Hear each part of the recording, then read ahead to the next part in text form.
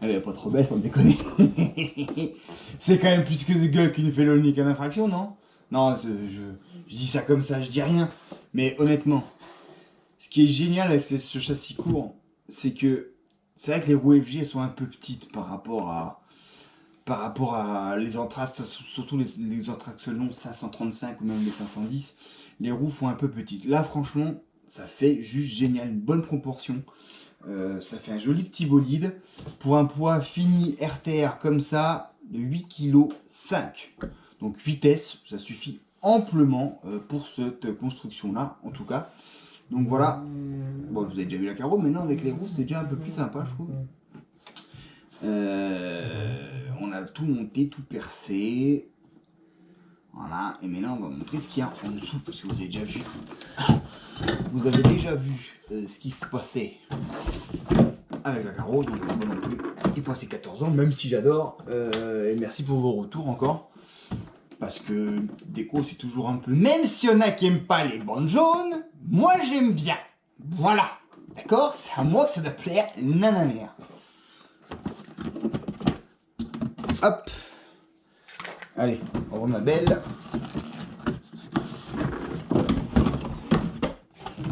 Alors, voici le châssis ready to go. Voilà. Donc, il n'y a rien de très compliqué, je dois dire, faut être honnête.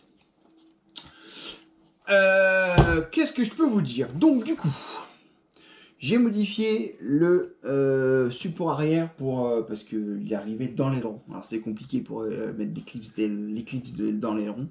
Donc, du coup, on a un peu chauffé, on a un peu tordu, on a coupé, on a un peu fait le nécessaire entre guillemets pour pouvoir le mettre dans un endroit où qui était libre, donc la vitre arrière.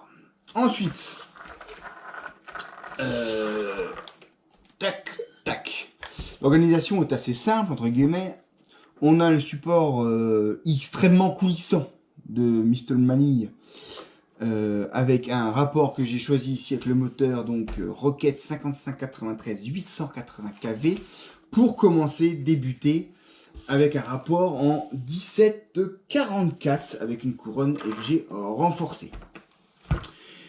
On va voir ce que ça donne en termes de vitesse, histoire qu'on ne soit pas non plus trop à l'ouest, ni aussi ou ça.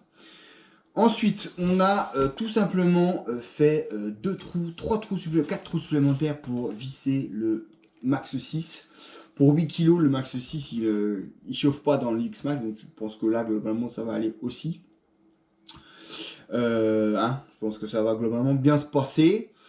On a mis l'hélipo plutôt vers le frein arrière pour avoir le plus de propulsion possible, de poids vers l'avant. Après on pourra toujours voir vraiment si on a pas de directivité et bien on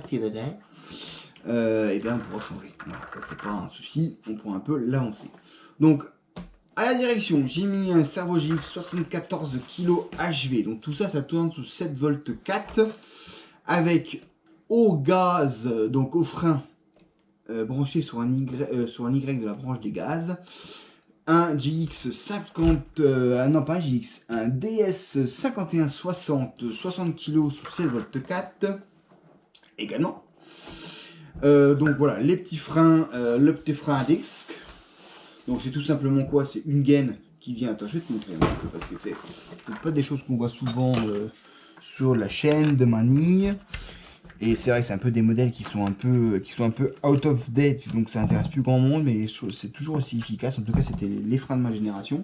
Après, ils sont passés en hydraulique et je vous raconte pas les problèmes des hydrauliques, les purges, les bulles d'air, les fuites, le bordel, le prix. Hein, faut pas se leurrer. Ça, c'est vrai que ça coûte 70 balles et ça reste efficace. Donc, c'est tout simplement, c'est un frein quoi, un étrier, un disque, des plaquettes qui se rapprochent quand on tire sur le câble.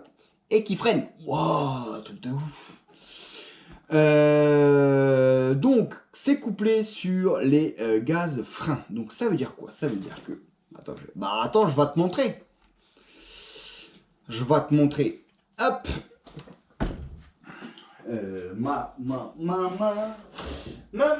T'as vu mon tube? Arrêtez de regarder mon... Eh oh, les gars, quand même, un petit peu de... Hein. Donc, hop. Chargé, pas forcément batterie à fond. Voilà ce que ça fait déjà un bruit. Donc tu vois ici, t'accélères et t'as le frein qui en fait va dans la bonne direction pour pas freiner. Et quand tu freines, voilà. Donc ça va freiner les 4 fers. Donc ici j'ai mis un peu moins de freinage derrière, 25%. Et ici j'ai pas trop réglé trop fort. Bon, il faudra encore régler un peu sur le terrain bien sûr, pour avoir quelque chose d'homogène et pas que ça bloque. Il faut surtout pas que ça bloque à l'avant. Et donc ça bloque à l'arrière. Donc vraiment... ça a l'air assez doux, donc franchement, c'est pas plus mal. Oui, bah je te montre juste comment ça tourne. Ça tourne bien, ça faut pas avoir de peur. Hein, ça va pas mal. Alors, en modif, qu'est-ce que j'ai fait? Le petit Nico. Le petit Nico, qu'est-ce qu'il a fait? Le petit Nico, il a fait quoi? Alors, il a tout simplement fait quoi? Il a, pour rentrer dans la carreau de Porsche, il a un peu élargi les voies arrière. Parce que, effectivement, sinon, tu avais les trains de roue qui étaient un peu trop dans la dans les roues, trop rentrés. Je vais y arriver, nom de Dieu. Et donc pour ça, j'ai tout simplement il y a des pas inversés partout, donc tu augmentes de tout pareil. Si ce n'est qu'on se retrouvait un peu limite sur les cardans, la dimension des cardans. Donc du coup j'ai mis un peu d'édurite dans les 2 cardans pour centrer le cardan et éviter qu'il se barouille. Voilà, on est un peu limite encore, on verra si ça passe. Voilà, donc normalement ça doit plutôt bien se passer. Hein. Tac. Et bien toi. Ensuite, qu'est-ce qu'on a fichouille? Non, écoute, à part ça, on a monté le broche-lasse. Donc ça, on va dire, c'est la version expérimentale de celle de la Tombola, parce que finalement, on va avoir quasiment la même logique, si ce n'est que la Tombola, c'est une 530, ça, c'est une 460. Hein, il y a quand même quasiment 7 cm de différence. Réglée relativement haute, pour éviter de trop racler, et puis de ne pas abîmer la carrosserie quand même, qui a coûté très très cher. Et voilà, donc en termes de suspension, moi je trouve qu'on n'est pas trop mal. Alors, on est assez ferme à l'avant et à l'arrière, on est assez joueur.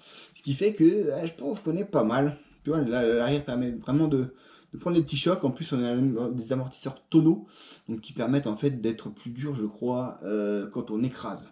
Et assez souple vers le haut. Donc là, on a des ressorts qui sont progressifs aussi, je crois. Donc c'est pareil. Tu vois, c'est un peu plus dur. Là, c'est un peu plus mou. Donc je trouve que les réglages sont vraiment pas trop mal. Le cap management, comme dit, on ne s'est pas trop embêté non plus. Enfin, il n'y a pas non plus 43 000 solutions. Hein. Donc on a tiré le câble cerveau, le câble récepteur dans le vario. On a tout mis, tout passé par en dessous. Strappé les câbles moteurs pour que ça fasse à peu près joli, éviter trop les serrer. Les straps comme ça, c'est pas mal parce que ça évite de trop serrer et d'abîmer les fils. La boîte radio, une FlySky donc sous 7400. Donc voilà, maintenant il n'y a plus qu'à essayer. Et comme on est à 8 minutes, on fera l'essai dans la prochaine en fait. Voilà, je vais vous montrer ma FJ Porsche GT2. Encore merci à Mani pour son grand cœur qui me l'a offerte. Il faut quand même le dire et le redire. Voilà, moi j'ai voulu payer, hein. Je n'ai pas demandé gratos. Hein. Mais il m'a dit c'était pour vous remercier. Et moi en contrepartie, je vous réexplique encore une fois, on a équipé l'électronique de la Tombola. Voilà. Donc j'espère que tout le monde sera content avec cet arrangement. Voilà, messieurs, à la prochaine pour les essais MVHS ou parking. À voir avec le temps, hein, et puis la proximité et le temps que j'ai, parce que ce moment c'est compliqué, beaucoup de boulot, donc c'est la famille, ça passe avant tout, et donc à ce moment, un peu moins de temps d'aller faire un peu de voiture. Moi c'est comme ça, ça reviendra. Allez, à plus.